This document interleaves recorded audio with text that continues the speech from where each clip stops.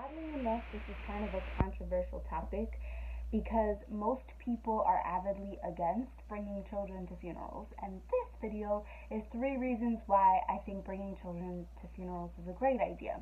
I want to preface that by saying that all situations are different. There might be a hostile family situation, there might be a traumatic situation, and so, of course, as a child's parent or caregiver, use your intuition and your best judgment.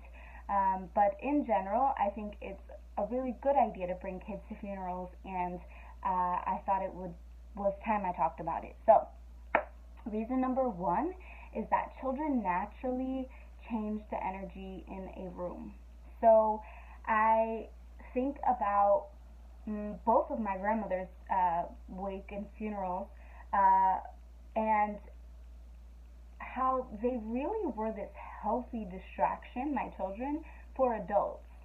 And really, it was beautiful to watch because the adults in both situations either played with my children or looked at them playing and then laughed or smiled or had a giggle with them because they said something cute or funny. And it really provided this space of like lightness in the room, where grief also lived. And so I think children being at funerals brings that to the table. It brings this sort of like lightness and this like lightheartedness in the midst of some really dark times. So that is reason number one. Reason number two is it's a great opportunity for children to see grief and hopefully feel safe to grieve how they choose. So that's one that I've been reflecting on for 2 years now, or maybe longer, because I was at my grandfather's wake and funeral when I was 7 years old, and I had always reflected on that as a beautiful experience and as a good experience. And I remember consciously and subconsciously mimicking the behavior of the adults, and through that, I think I've really learned how to grieve, and how to grieve, perhaps more importantly, around others and with others. So I would have a talk with your children beforehand and say there's so many ways to feel when you're there, and just kind of tell your child that there's so many ways to grieve. And if you're feeling sad, there really is no wrong way to express that you can cry, that you can laugh, that you can feel anger, that you can tell stories, that you can write or draw, listen to music, sing, use this grief as a way to express creativity. So, for example, when one of my grandmothers died, I created a scrapbook for people to look at her wake.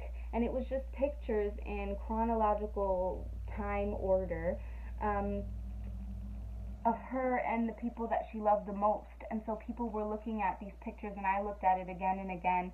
And that creative infusion brought a lot of joy to people. It caused some tears, it caused some expression, and I think children in particular have a really, really gifted way of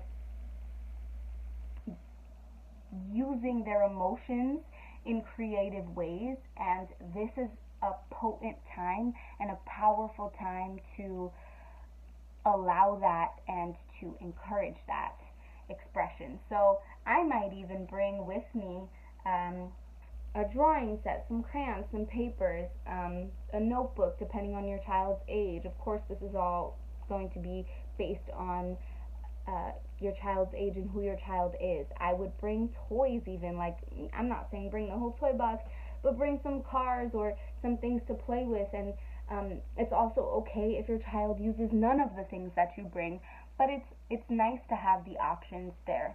My kids, at one of the wakes they've been to, played on a phone, and my kids don't often play on phones. I actually don't have any games on my phones for them to play on, but they played on a phone for that event, and that felt okay for the moment. So again, go with your intuition, but just remember that it's a great opportunity for kids to see grief, see how other people grieve, and for them to then kind of explore how they want to express their own grief.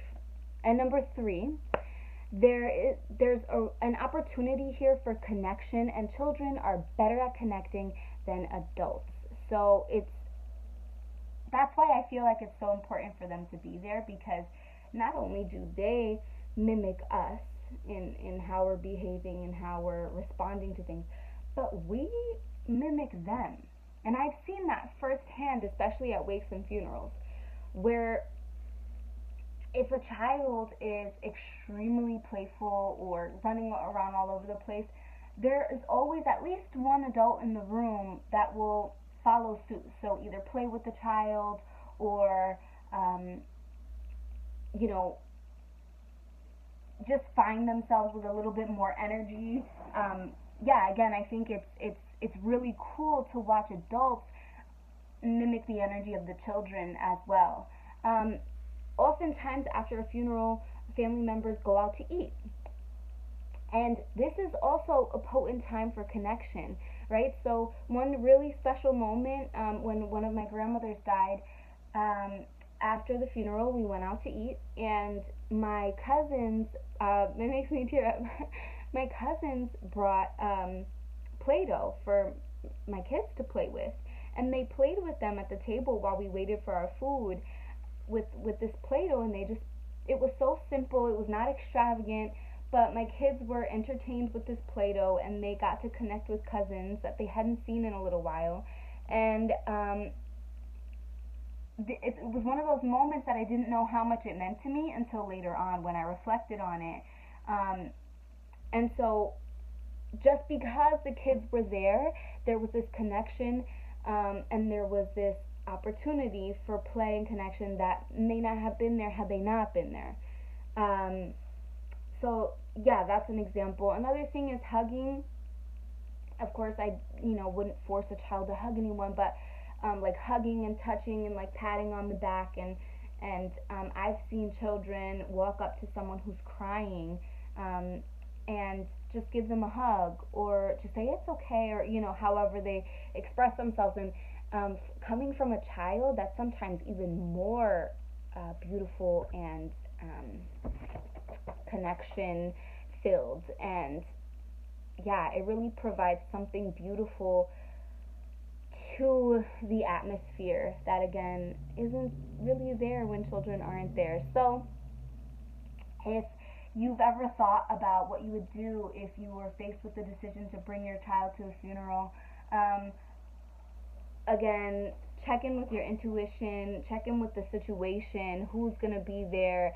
But if it feels right, even if it feels a little scary, if it feels right, because you can be scared and it could feel right, I say go for it. And I say be a little bit prepared, maybe have some conversations with your children, have some things to offer them while they're there.